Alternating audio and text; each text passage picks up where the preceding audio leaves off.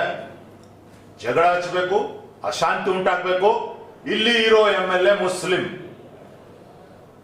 MLA ಇದ್ದಾನೆ, ಜಗಳ ಹಚ್ಚಬೇಕು. ಇವರೇ 2007ನೇ ಇಸ್ವಿಯಲ್ಲಿ ಗಣೇಶನ ಗಲಾಟೆ ಮಾಡಿದವರು ಇವರೇ. ಯಾರ ಮುಖಂಡರು ಕಾಣ್ತಾ ಇದಾರಲ್ಲ ಇವರೇ ಗಣೇಶನ ಗಲಾಟೆ ಮಾಡಿಸಿದವ್ರು. ಮಾಡಿಸಿ ನನ್ನ ಮೇಲೆ ಗೂಬೆ ಕುಂದಿರಿಸಿದ್ರು.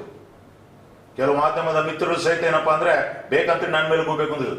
ನಾವ್ ಯಾರು ಎದುರಕ್ಕೆ ಹೋಗೋದಿಲ್ಲ, ನಾವೆಲ್ಲ ದೇವರಿಗೆ ಎದಿರ್ತಷ್ಟೇ. ನಾವು ನ್ಯಾಯ ನಿಷ್ಠೆ ಕರ್ತವ್ಯದಿಂದ ಇರ್ತೀವಿ. ಇಲ್ಲಿ ಪಕ್ಷ ರಾಜಕೀಯ ನಡುವೆ ಗಂಗಾವತಿ ಜನರ ಜೀವನ ಅಸ್ತವ್ಯಸ್ತ ಆಗ್ತಾ ಇದೆ. ಯಾವ ಪಕ್ಷ? ನಾನು ಈ ಕಡೆ ಕಾಂಗ್ರೆಸ್ಸು ಇಲ್ಲ, JDS ಇಲ್ಲ.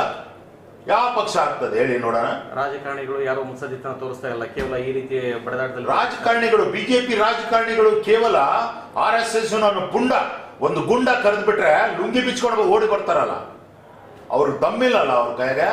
RSS ತಪ್ಪು ಮಾಡಿದ್ರೆ ನೀವು ತಪ್ಪು ಮಾಡ್ತಾ ಇದೀರಿ, ಇದು ಕಾನೂನು ವಿರೋಧ ಇದೆ ಅಂತ ಹೇಳ್ಬಿಟ್ಟು ಹೇಳೋ ದಮ್ಮಿಲ್ಲಲ್ಲ ಬಿಜೆಪಿ ಮುಖಂಡರಿಗೆ. ಇವಾಗ ಏನಾಗಬೇಕಂತ ಆಗ್ರಹ ಮಾಡ್ತಾರೆ ಸರ್? ನಾವು ಇವತ್ತೇನು ಹೇಳ್ತಾ ಇದೀವಿ, ಕಾನೂನು ಪಾಲನೆ ಮೊದಲೇ RSS ಮಾಡ್ಬೇಕು, ಬಜರಂಗ ದಳ ಮಾಡ್ಬೇಕು. ಕೇವಲ ದೇಶಭಕ್ತಿ ಬರೇ ಗೀತೆಗಳನ್ನ ಹಾಡ್ಕೊಂತಿದ್ರೆ ನಡೆದಿಲ್ಲ.